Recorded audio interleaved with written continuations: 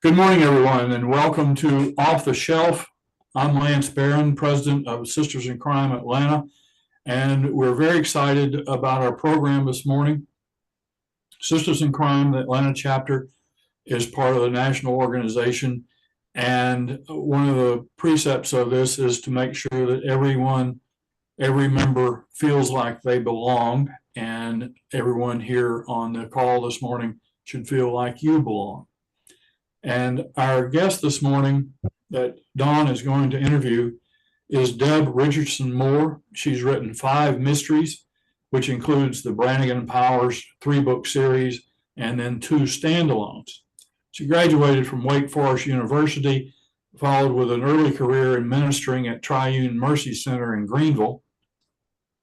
And that is what she writes about in her memoir, The Weight of Mercy. She received the 2020 Humanitarian Award and the 2017 Leadership Greenville Distinguished Alumni Award. And her 5th mystery, Through Any Window, was published earlier this year. Her next mystery, the 6th, The Last Beach Town, comes out in 2025. So Dawn, Deb, first of all, welcome to Off the Shelf, and Dawn, take it away. Thank you. Good morning, everyone, and good morning, Deb. We really appreciate you joining us today. I know just from our email exchanges that you have had a busy several weeks, if not months. You've been doing some traveling, and so I really appreciate you taking the time to join us today. Oh, my pleasure. My pleasure.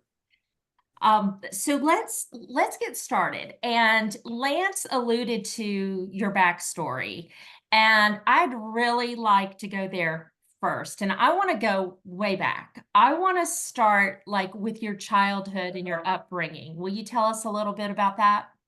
Oh, sure. I grew up right here in Greenville. And we were talking earlier before we started about Greenville and how much it's grown and changed.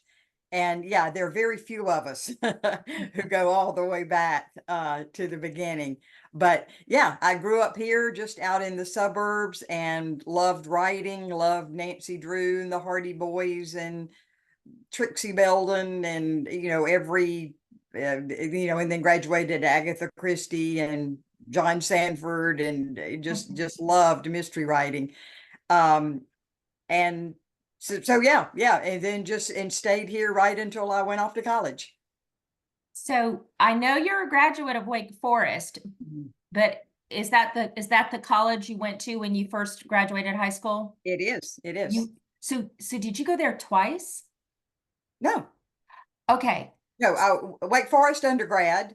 Okay. And then my Master of Divinity is from Erskine Theological Seminary. I thought you got your master's from Wake Forest because they also have a school. They do. Yeah. And I would have, but by that point I had 3 children, and my husband wasn't letting me move up there to go to seminary. So I just had to find a seminary where I could commute. Well, that was actually one of my questions, and so and not to jump ahead, we'll talk about that when we get there.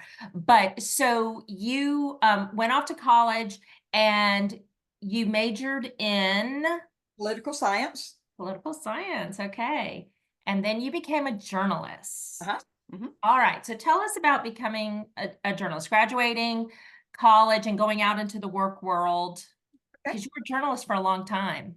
Yeah, 27 years. And I knew even in college that that was where I was heading.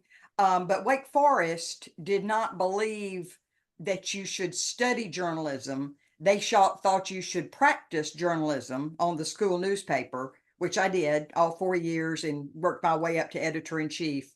And then they believed, you should study liberal arts and more about what you would be writing about. And so I was thinking politics. And so that was why I studied political science. Although, if you know anything about political science, it's Aristotle. It has nothing to do with modern politics, but be that as it may. So, and so then I came back after getting my BA, came back to Greenville because this is where I got a job. I applied everywhere, but these were the post-Watergate days. And everybody and their mother and their grandmother and their child was going into journalism. And so it was really difficult to get a job. And I ended up back at the Greenville News here in town and just loved it. And I probably would have stayed until retirement had the business not changed so drastically. And yeah, it started out just glorious. You know, the newsroom was full, and they send me all over the country on stories, and flying me out to LA and New Orleans, and just on different things. And boy, by the end, we couldn't cross that county line. It was if the news wasn't happening outside the newsroom window, it wasn't gonna get covered. So my last beat was religion. And my editor actually said to me, he said, we know religion is huge in this area. It doesn't really show up on our reader surveys, but we just know. And would you be the religion writer? And so I said, sure. And I said, but I need to, I had grown up Christian, but I thought I wanted to go back to school to learn about Buddhism, Islam, all these religions that were moving into Greenville by that point. This was like early aughts. And he said, well, that's fine. We'll help you pay for it. And so I went to Clemson and to Furman looking for a degree in comparative religion. They didn't have it. And so I ended up in a little seminary down due west, South Carolina, Erskine Theological Seminary, and really just thinking I wanted to learn more about my new beat. And got into seminary, and it was like, oh my heavens, this is stuff I've always wanted to know.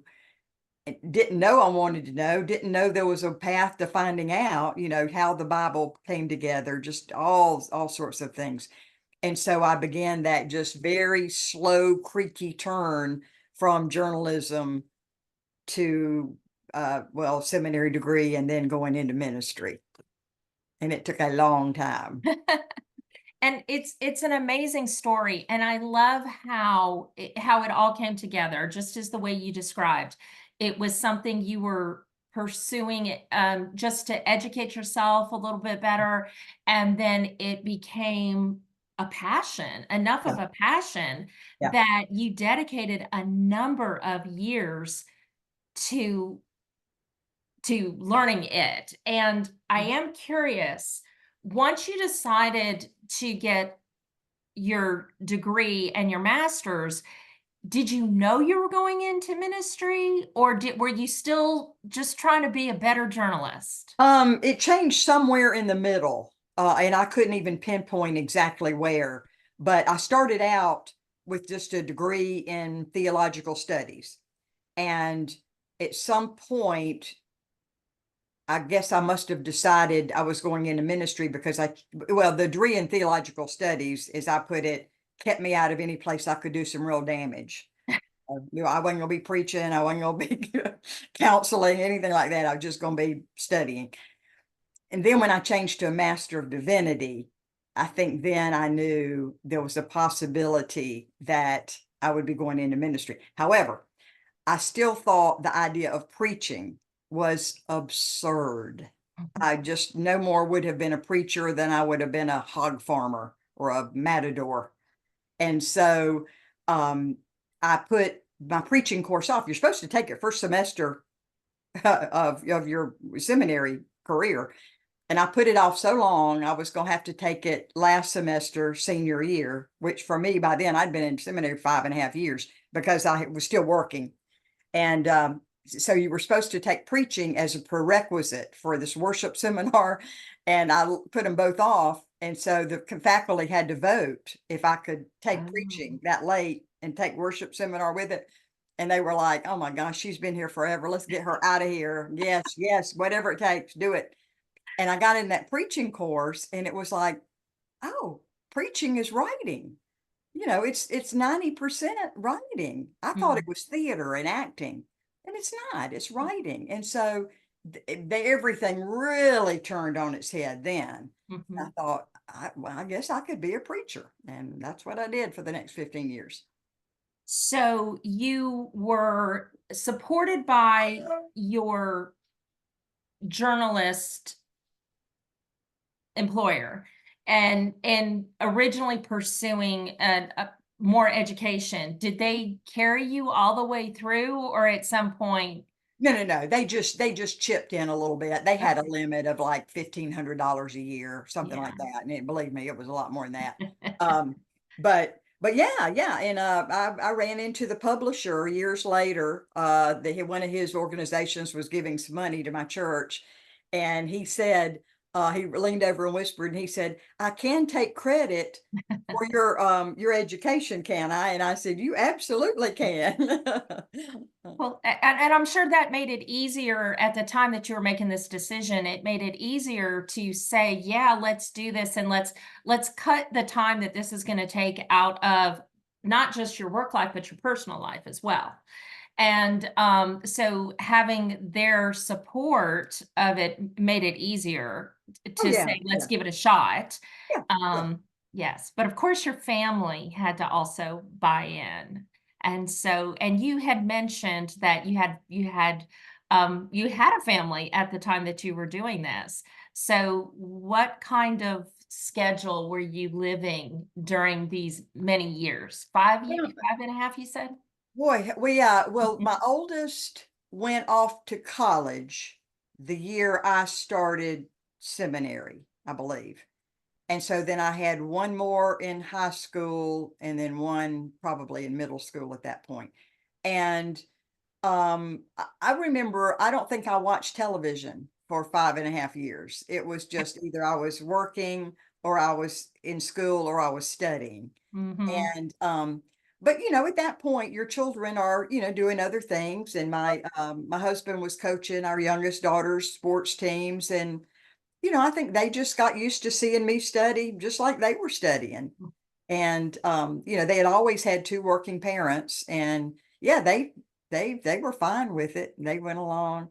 But I will tell you this is when and I may be jumping ahead, but Okay. my family was so great about this, and they were so supportive, and they were so unneedy, if that's a word, that allowed me, because then when I got into the chaos that was Triune Mercy Center, Yeah.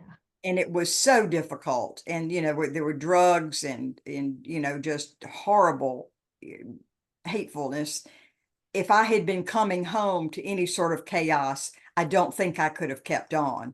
But my family was just such a sanctuary and an oasis and an anchor that allowed me to do that hard ministry at Triune. Mhm. Well, you have definitely segued into, where I thought the conversation would go next. And so you finish up your education. You're still employed by the newspaper at this time? No. I had quit about 3 years into seminary because it was going to take me 8 or 9 years to finish the way I was going. And so because seminary's long, it's a 90-hour degree, 3 years full time. So Wow. halfway through, I just quit the newspaper and Mhm. doubled down and finished. Mhm. So you graduate, and tell us about how you landed at the particular ministry that you ended up in. Well, I had been raised Southern Baptist. And if you guys being in the South, you may know about this, but it had changed. When I grew up, when I was a young girl, we were told, you do anything you want, anything God calling you to do. No.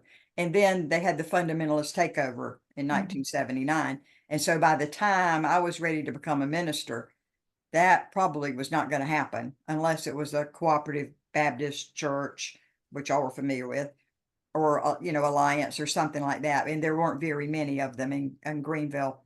And so I was kind of rudely reminded that, oh my gosh, I may not, I've sacrificed all this, put my family through all this, and there may not be a job forthcoming.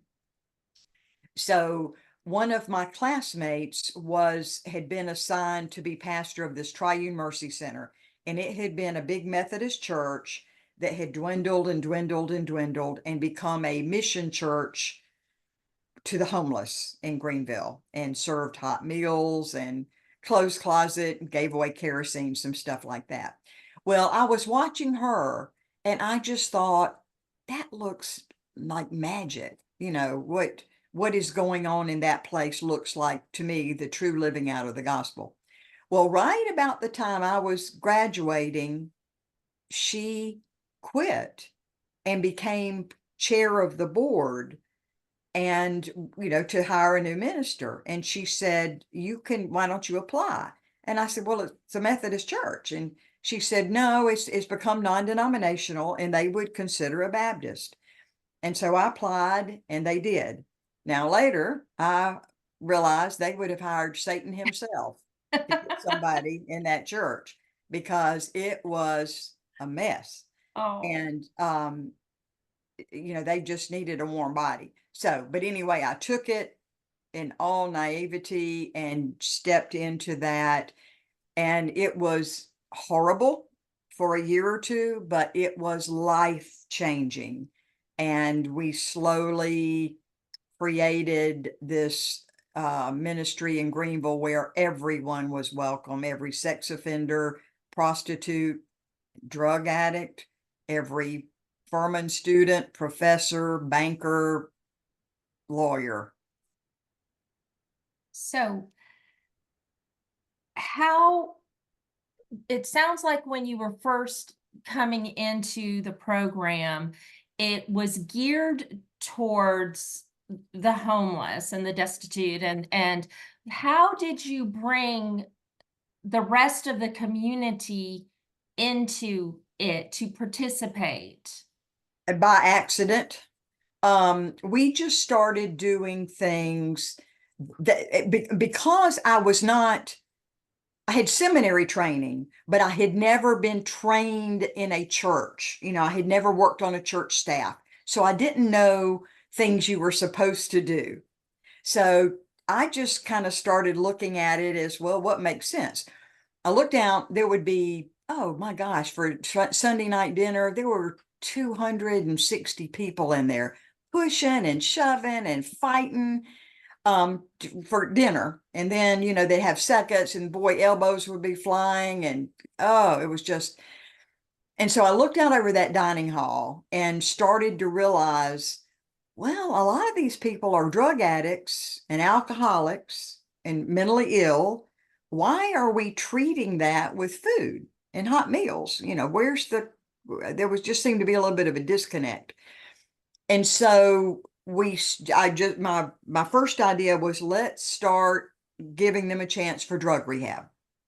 And so that was where we started. Now, looking back, we could have started with mental health or medical care or legal aid or something else we eventually got into. But it just, to me, that addiction was the glaring elephant in the room. And so I hired a man who wanted to experiment with that. And he just began getting people tied to rehab facilities all over, Florence, Myrtle Beach, Anderson, places around here. And, we just learned as we went. They were better off if their addiction playground had been Greenville, they were probably better off going to another town. So the drug dealers weren't out on the street when they stepped out, and just things like that. And you have to start somewhere. And so we just started with that. And then the biggest aha was there was another man I had hired to be the facilities manager, but he was also a Baptist radio pastor. And he was just wonderful. He was a big 6'3" former paratrooper, former police officer, just this great guy.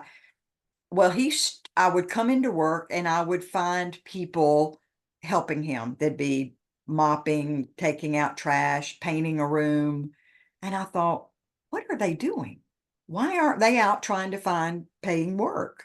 I knew we weren't paying them. And so I just couldn't quite figure out what was going on. So then somebody gave me a book and it was called Take This Bread. And it was a memoir by another former journalist who was a pastor out in San Francisco. And she had opened a food pantry on their communion table. Well, who comes to a food pantry? Same people we were seeing: immigrants, homeless, drug addicts, mentally disabled, mentally ill. And she said, then the people who were coming to get food began showing up a few hours early to help her give out the food. Mm. And she couldn't figure out what was going on. So I'm reading along the memoir and I said, oh, I know what's going on. They want to be part of your ministry. Oh, wait a minute. That's what those guys are doing at Triune. That's why they're cleaning it. They want to be part of something. And I didn't even see it. Mm. So at that point, we kind of shifted and began inviting people to help us. Can you, yeah, you just had your meal. Now, can you help us clean up? Can you help me put the chairs back on the table?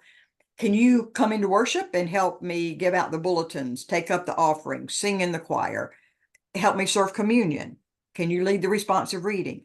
And so all of that, you could just see people's shoulders start to straighten up and them, take this idea that they were now members of this church and this community, and they would come to our food pantry and help load groceries for somebody who might be a little above them on the economic ladder, but now they were part of the church and that's what their church was doing. Well, as we got more and more of that and more of the homeless people involved, people just started hearing about it. And I was writing some newspaper columns and telling people. And then these middle class people started showing up at the, for worship and to volunteer. And I literally in the beginning would say, what are you doing here? And they would say, I think this is what the kingdom of God looks like. Well, Oh, wow. come on in. And so eventually our middle class and wealthy grew to far, far, far outnumber our homeless congregants. But we were very careful not to push them out and to keep them in the forefront of leading the responsive reading, leading all that stuff, because we thought it was so important they not be shoved aside like they were in every other aspect of their life.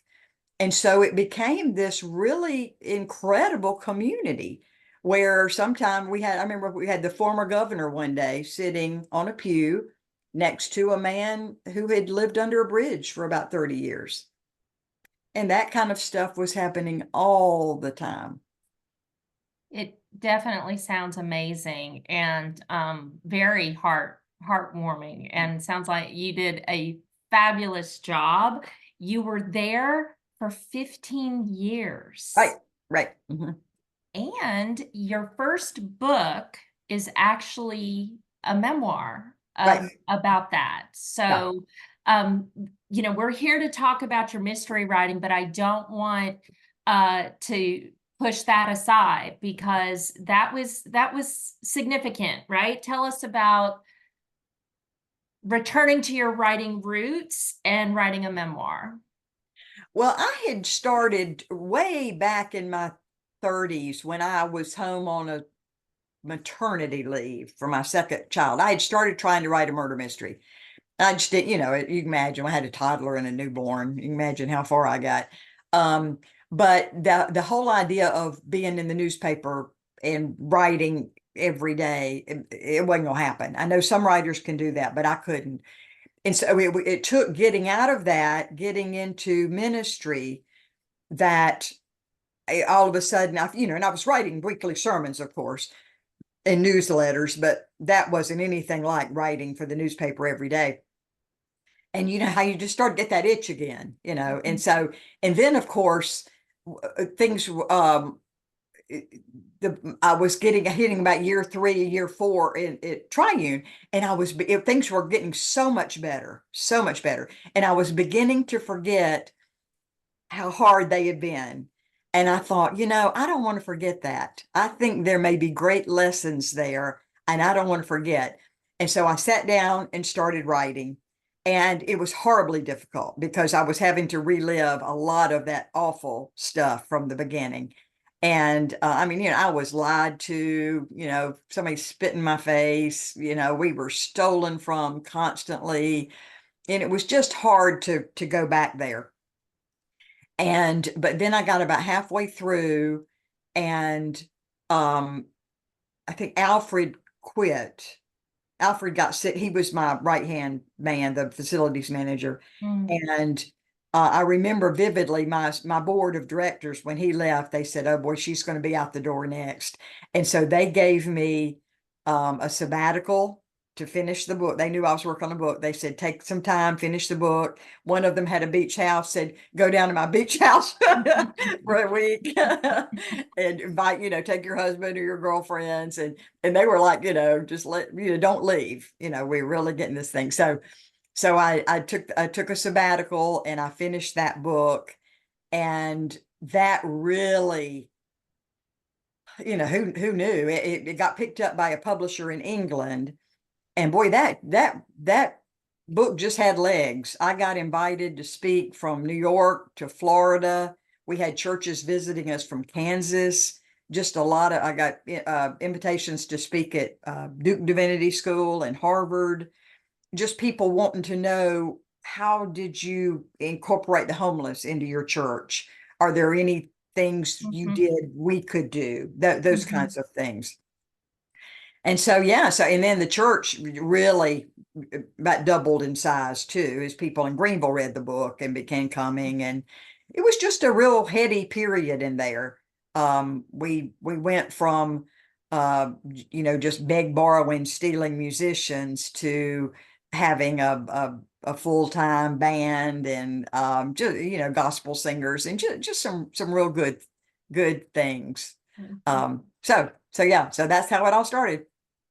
And so then it's, you've written this memoir. It's definitely well received. It's given you some notoriety, and you decide to flip the switch for your next book. So what was that thing? Yeah, my publisher in England said, can you write a sequel to The Weight of Mercy? And I said, no, I think I've said everything. And, a lot of times those sequels to me are very weak, really just a rehashing of what you've already said.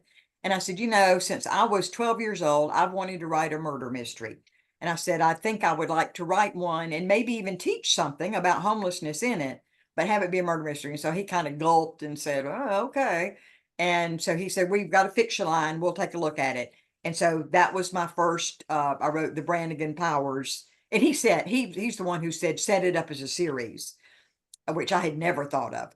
And so I did. And so Branigan is a newspaper reporter in Northeast Georgia, which is where my grandparents had a farm. So a lot of stuff, as we all do, that, we're pulling on things that we know. And so I knew the newsroom part of it.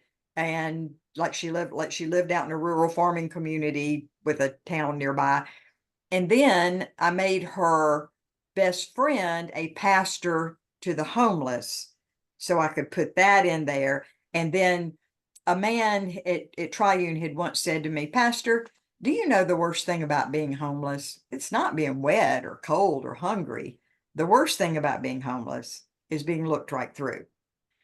So that had stuck in my mind, and I was trying to think, okay, if I have a homeless character helping the newspaper reporter, what might he see and hear as he kind of glides invisibly through their town? So that was the setup, and just went from there, and ended up writing 3 in that series.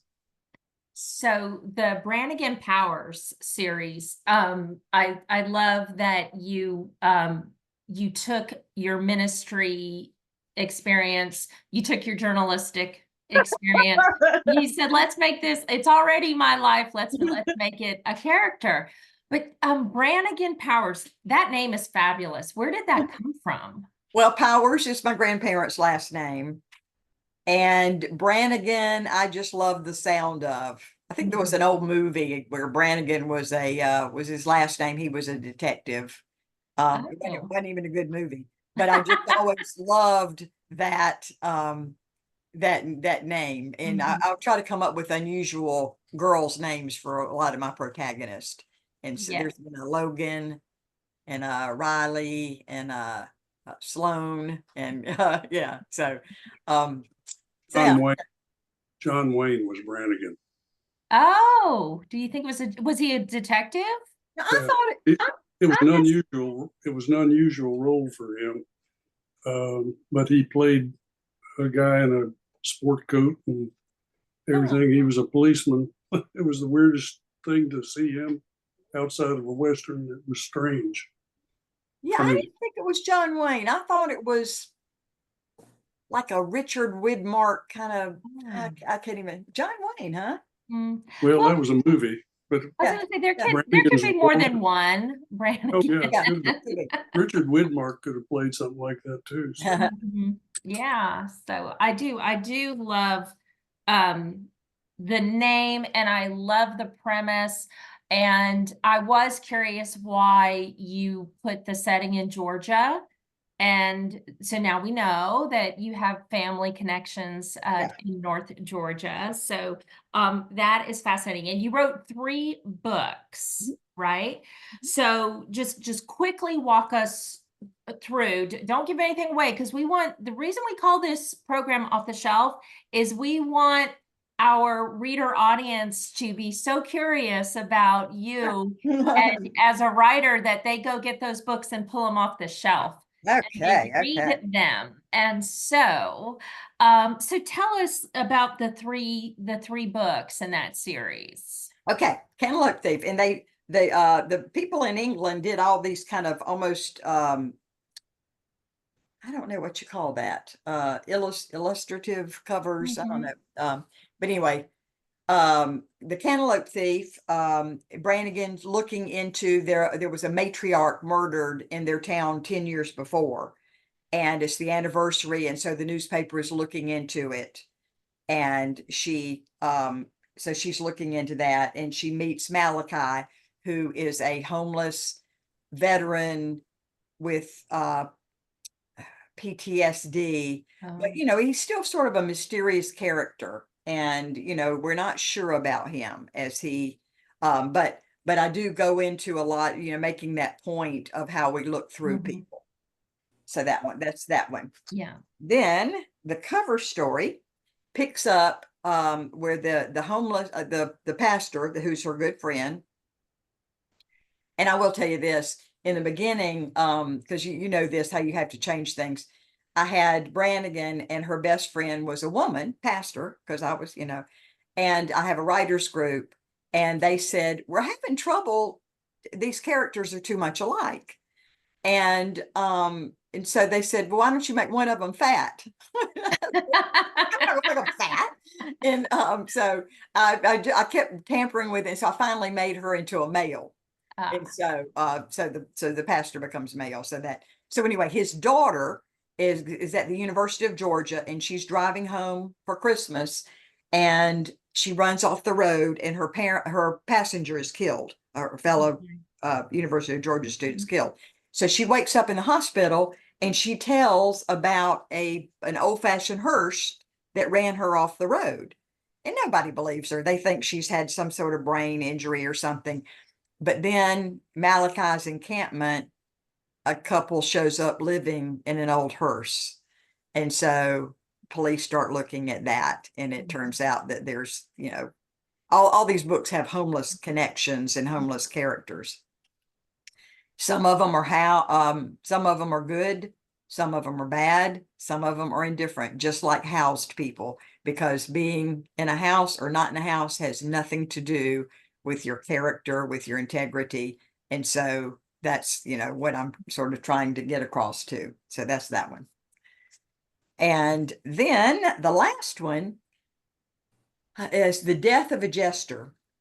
Greenville, in 2013, the Greenville News did a series on homelessness. And so they came and spent some time with us because, of course, I knew the reporter and everything. And they went to what was the tent city, and it was under a big bridge within walking distance to Triune. Well, we knew everybody under there. They worshiped with us. They ate every meal with us. I took backyard mission days, which were, I would take affluent churches under to see how homeless people lived, because very often, people like us have never met a homeless person, have never seen where they live, have never been into their homes, tents, what have you. So that's what we would do. And we would take them around, and our people, would talk to them. So, but then the Greenville News ran this series. Well, Greenvillians responded by just pouring stuff into that encampment: food, clothes, toys, kerosene heaters. They took in a big screen TV for the Super Bowl. You can't make this stuff up. So what happened was, what we told them was going to happen was, all these newcomers started moving in to get all the stuff, and it predictably got very violent. People were injured, sent to the hospital, a tent burned down. So anyway, but it gave me an idea for this book, which is a homeless boy is kidnapped from a tent city, and the town responds with all this money for the family, but is all as it appears. So that's that series. Oh, that's wow. You definitely piqued my interest on that one. And so you, one thing I noticed is that you wrote your Branigan Powers series like in pretty quick succession, like one a year. Mhm. And then you had committed to writing a series initially. And so when the series was up, did you consider continuing it? Or, and I know you didn't. I know there's only 3, but I'm just kind of wondering what your thought process was at that time. Yeah. No, I would have gladly kept on that series. I loved it. But I had my publisher in England had gone into they call it something different. They call it administration, not bankruptcy.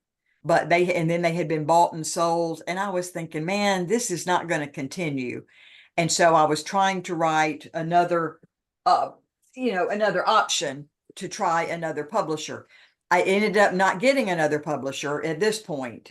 This was Murder Forgotten. And so it was a standalone, but that was my thinking, that this is a dead end. And so they actually did pick this one up, but things were just not going well. They weren't getting them into bookstores. They weren't, and it wasn't just me. I talked to some of their writers over in England, and everybody was having trouble. So this was the last one I did with them. And then I finally found an American publisher. So tell us about Murder Forgotten. This was, I love this one. Yeah. This was they say, write what you know. So this is a story of a famous mystery writer. I don't certainly know what it's like to be famous, but she's had a lot of success. She lives in a creaky old beach house down on Sullivan's Island. And do y'all go to Sullivan's from? I haven't been there in a very, very long time, but I have been to Sullivan Island. Yes. Yeah, but you know where it is, right? It's off Charleston, and next door to the Isle of Palms and all that. So, so as she's losing her memory, there's concern, will she be able to keep writing these fantastic stories of hers? And then her husband is murdered, and even she is wondering, did she get so involved in one of her plots that she killed him? Oh, and so can't remember it because her memory's faulty. Remembering. So it's set down on Sullivan's Island, and I really like it a lot. And yeah, but it was brought out by the English publisher as well. But it's not just in Sullivan's Island, right? Isn't there a great story as to how one of your travels? Boy, you have done some research. This is a great story, what you're about to tell us. Yeah. Yeah. Oh, yeah. It's also set on the eastern seaboard of Scotland. My husband, my board of directors was so fantastic at the church, and they would tell me, your writing is helping the church. So they ended up in 15 years giving me 3 sabbaticals to finish books. So when I was finishing up The Cantaloupe Thief, Vince had said, my husband's a big golfer, and he'd played golf in Scotland many times with his buddies. And he had always said he would like to go over there and play with the natives. And would I go with him so we could have dinner at night? And so I find, when I was writing The Cantaloupe Thief, I said, well, now would be the time. I could write it anywhere and we can do this trip you've always wanted to do. So we rented a condo overlooking the North Sea. And I pulled up a table to the window and wrote a good bit of The Cantaloupe Thief looking out over the North Sea. So in Murder Forgotten, I put Juliana, who is the writer, going over. They bought a house in that same spot. She writes Murder Forgotten overlooking the North Sea. So it's art imitates life, imitates art. And so that's and a lot of the just the landmarks and stuff over there I use. Yeah, because there is you said Sullivan Island, but there is a little bit of Scotland in your story too. Yeah. So that, Yeah. I love that. I love that. I love where you seem to get your inspiration from.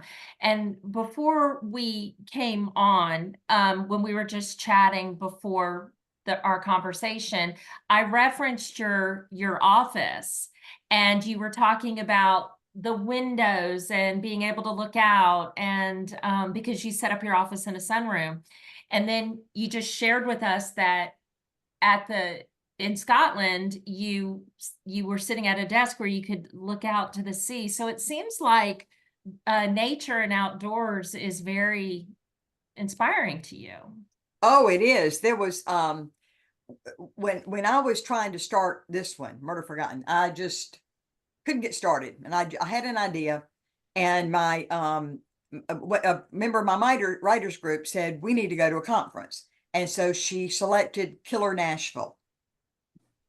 So have y'all ever been to Killer Nashville? Oh, okay.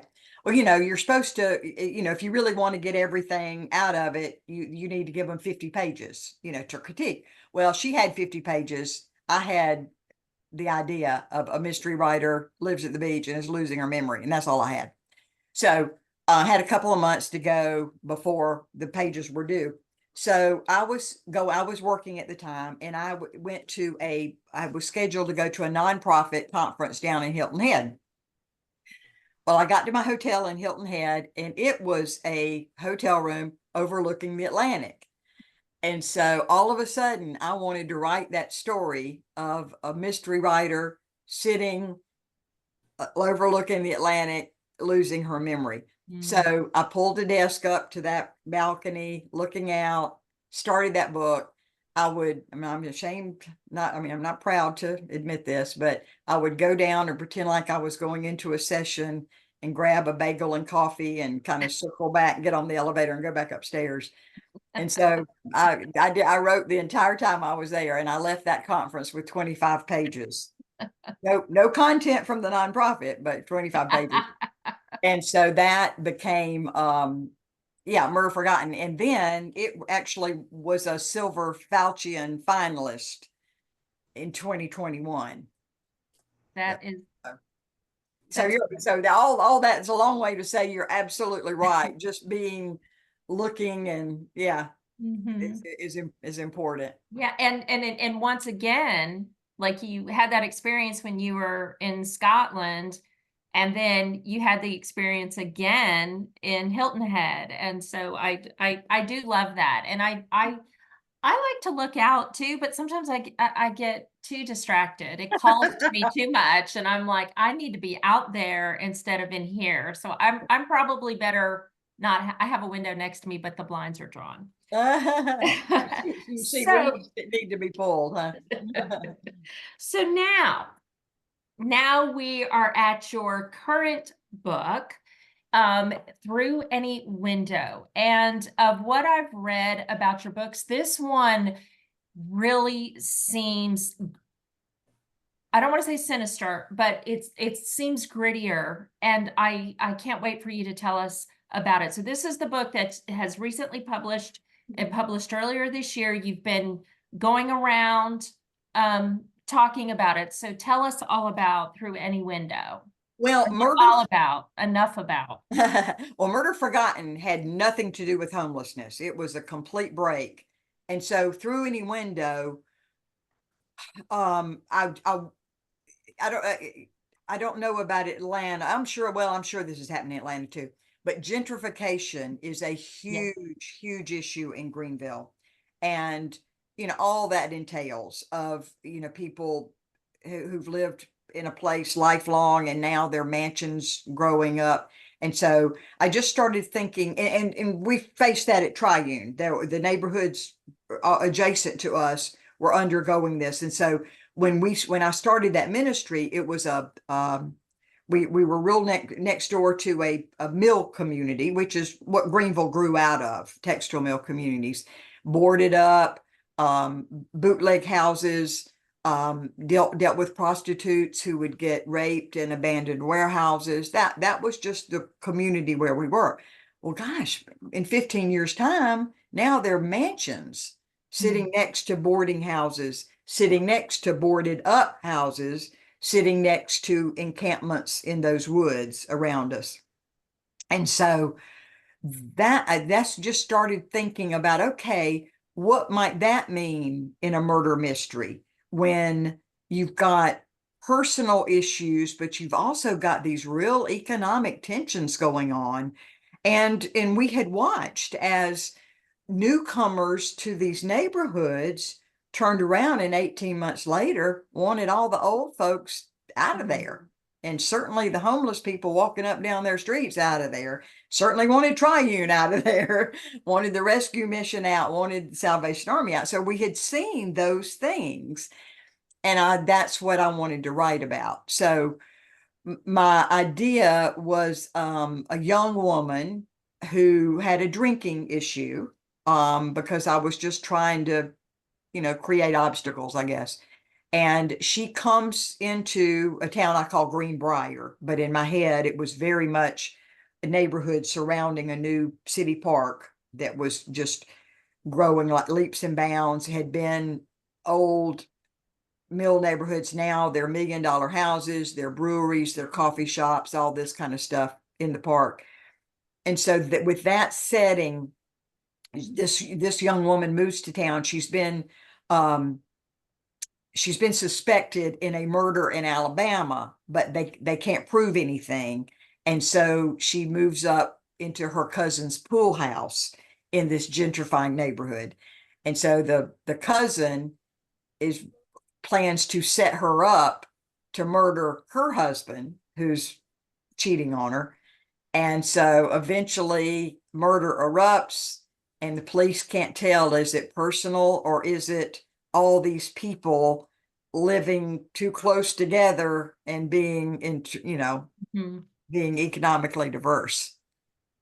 So your character in this book is not a detective, not a reporter. She's a relatively ordinary person who's going through she's just 25. She gets a job working as a waitress, and just trying to get her life back on track.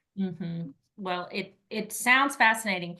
And as you were explaining it, it made me think back to what you were talking about, what happened at Triune, where originally, it was the homeless mission, and that was your parishioners. And then it started to grow and the other socioeconomic classes started to come in. But you said, we wanted to make sure that our original parishioners still felt like they belong there. And so it kind of, like when you were talking about the story, it made me go back to that. But what though? We actually I remember we had one member who had joined us very, very early, a very wealthy man. And after so many people came in, he left and he said, there are just too many rich white people here now. And I said, I'm sorry, I can't. What do you want me to do? Stand at the door and ask for their tax returns? I said, we have to take anybody who comes here. Yeah. Well, you can't satisfy everybody. No, you can't. So I know you have another book in the works. It's set to be published next year. Do you want to tell us a little bit about that? Well, I hope it is. I've already turned it in. My new publisher is Red Adept Publishing, and I have no control when it will come out. But it's it's a story of a woman. How old is she? 40 maybe? I forget. I get lost in my, because I've got the next plot started now.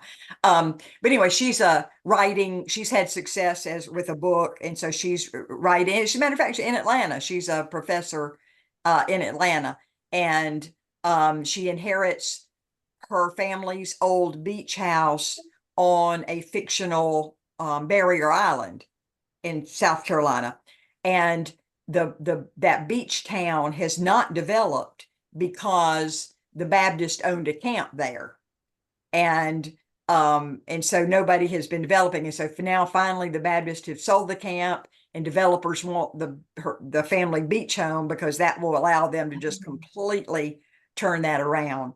And she goes down, and there's a murder, and da da da da da da da da. That sounds interesting as well. So I'm looking forward to that. So let's talk a little bit now, because believe it or not, we're already coming up on an hour. And so I also want to open it up to the audience. If anybody has a question for Deb, you are welcome to ask it yourself, or you can throw it into the chat. We will ask it for you. But while we're going there, just some questions about, for you. So you are retired from being a journalist, you're retired from the ministry, and so you write full time now? No. No. I watch British mysteries, I nap. And if I'm lucky, I'll write an hour and a half or 2 hours in the morning. That is funny, because I was going to say, walk us through a day in the life. Well, there you go. What British mysteries do you write? Because I like British mysteries too. Oh my gosh. A Line of Duty. If the police. God, what else? My favorite is Midsummer Murder. Oh, I love them. yeah, I have not watched a lot of that, but there are a couple of those. Because I don't know if you've noticed it, but it seems like they have about 20 British actors. And they're they're on repeat, right? And then we were in England last month, and Adrian Dunbar, who has been everything I've ever watched, he was doing Kiss Me Kate on stage in the West End. And I was like, man, this man never stops. I've seen him as a police captain and as a murdering husband and everything. So, let's see. I do have a question for you about your transition from journalism to fiction. Was that a challenge for you? How are they different and how are they alike? Yeah. Fiction to me is hard because you have to create that whole world every time. That's why really I like doing the series, because you already had that world, you know what I mean? And you could pull in another character or a minor character from another book, but you kind of already had your setting, and I found that easier, because to create the whole thing out of whole cloth, and I struggle with tense. Is this book going to be in present tense or past tense? And I struggle with the flashbacks, and then I struggle a lot with point of view. I can't tell you how many books I've started in first person and then switched, or an editor asked me to switch to third. And from present to past, and just rewrote entire books doing that. But for Through Any Window, I went full hog on multiple points of view, because I was struggling to getting into it so much. And so you have Riley, who's the hard drinking 25-year-old. You have her cousin, who's planning to kill her husband. You have their next door neighbor, who is married to the developer of the neighborhood. And then you have a homeless young man who has moved into the developer's potting shed. And if you think that is outlandish, I can introduce you to about 10 people who've done that. So you've got all these points of view coming in, as the story progresses, each person sees what's happening a little differently. And I really enjoyed writing that way. So, as we start to wrap up, tell us, who are your favorite writers and what's one of your favorite books that we should also pick up and read? This is probably somebody who works with you guys, Jocelyn Jackson. Mm-hmm. We know Jocelyn. Mm-hmm. Yeah, I've read everything she's written, and she's really gone more into thriller in her last three. I love Louise Canlish, Mm-hmm. England, Fiona Barton, Jodi Picoult, William Landay. Oh man, Lisa Jewell. Is it Lisa Unger? Mm-hmm. Heidi Perkins. Just oh man, just especially those British. Yeah, I just love them. Love them. Do you read a lot? It sounds like you must read a lot. Yeah, I read probably 2 books a week or so. Yeah. Wow. Okay. I struggle to get through one a month sometimes. We have a monthly writer reader Zoom call where we talk about books we've read, and I usually just have one. Just this is what I read this month. So I'm jealous. Well, that's just always been my favorite thing to do. And now in retirement, I just and another thing is I don't make myself, if I'm not enjoying something, I don't make myself finish it like I used to when I was younger. Mm-hmm. Yes. Yeah. I still have that syndrome. If I start it, I'm making myself finish it. Nah, to me, life's too short. So, if I get in and I'm just dragging, I'm like, no. That's what Charlie tells me all the time. Let it go. You don't like it, let it go. And That's I'm like, right. I gotta believe in it a little bit more. So, well, as I said, our hour is up. I so much appreciate your time. As I said, I know you've been traveling. I know you're busy, and it's been an honor to have you here. Your story is fascinating. I really appreciate what you have done as a person, as well as a writer. So thank you so much. Well, thank you, Dawn. Y'all have been very hospitable. So, Enjoyed it. yes, it really is interesting. I look forward to hopefully meeting you in person sometime, Deb, and figuring out if our Richardsons are connected. Yeah. Are you going to BoucherCon? Are you going to BoucherCon? No, I've never been. Would you recommend it? Well, it's in Nashville this year. Are they doing them back to back? With Killer Nashville. Killer is one weekend and BoucherCon's the next. Oh, I have not been to many conferences at all. Just that one and one in South Carolina, and that's it.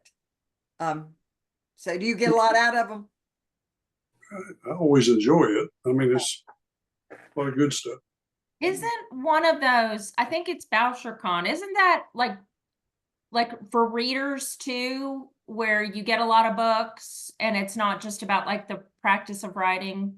Is that that's my understanding. BoucherCon is more considered BoucherCon is considered to be more of a fan conference, though the writers are there. Everybody walks out with a bag of books.